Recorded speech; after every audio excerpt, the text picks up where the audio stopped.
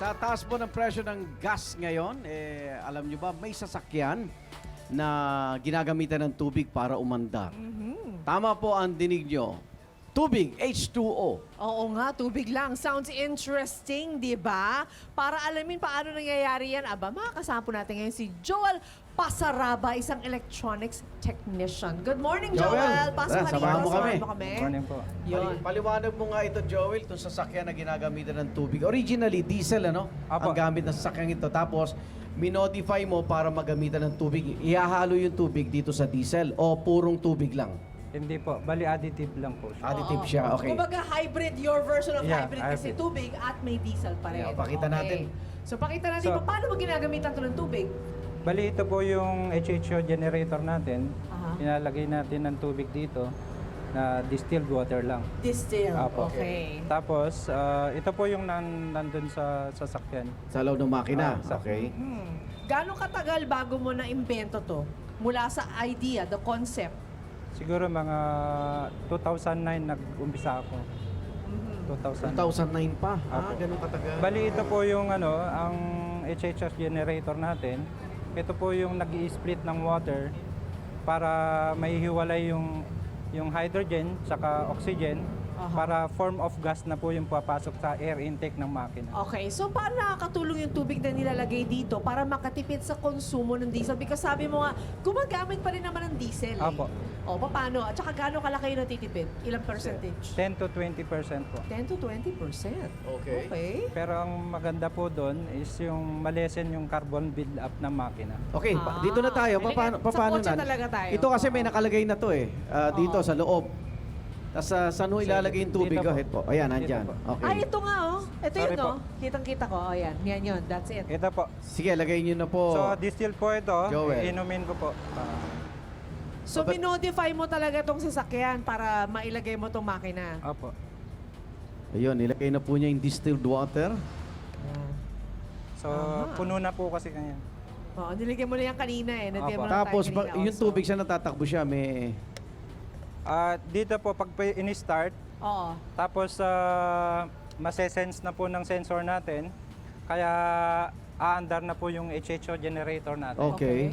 So, pag umandar na po yung HHO generator, i-split na niya po yung tubig, gagawin niyang gas na po siya. yung hatak hydrogen, niya, yung hatak niya kamusta po, yung hatak niya? malakas po yung hatak. Mas malakas yung hatak Apo. niya.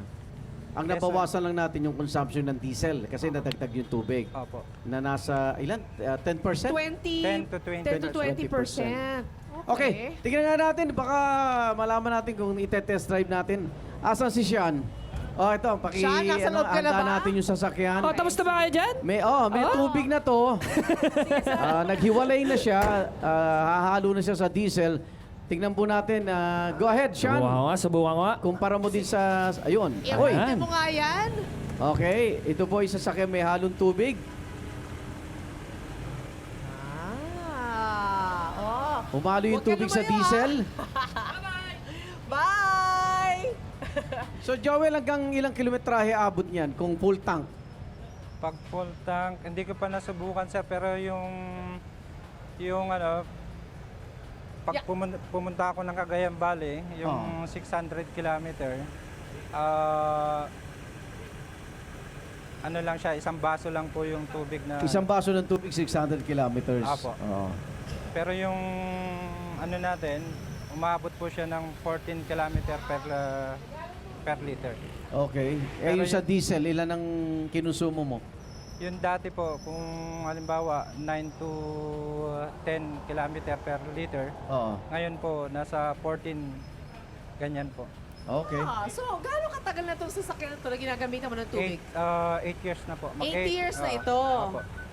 So, 8 taong ka nang ito gamit mo. Opo, mag-8 years na po. At sa kada karga mo ng diesel, magkano natitipid mo? Nasa 10 to 20% po. 10 to 20. Anong magkano yun? Pag 10 to 20%. Magkano ba ang full Per tank ng liter. ganyang klaseng kotse? Mahal na diesel ngayon. Hindi Ang ako mahal mas- ng diesel sobra ah. Hindi po ako nagpapupull tank eh. Hindi ka Hindi nagpa-full rin tank. so pupunta you kasi wouldn't know. Okay. tubig na yung... Apo. Pang-buffer niya. Okay, thank you, Joel. Pero paalala po ha, hindi po natin basta lalagyan ng tubig yung makina ng inyong Nakawag. sasakyan. Pinag-aralan po ito ni Joel at may modification po na ginawa sa kanyang sasakyan. Ito po, pinapakita niya. Ano tawag dyan?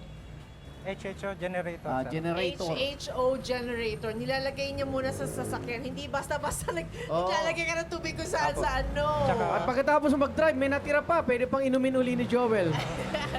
Okay, magbabalik po ang unang hirit. Sana makatulong po sa inyo lahat sa pagtitipid. Wait! Wait, wait, wait!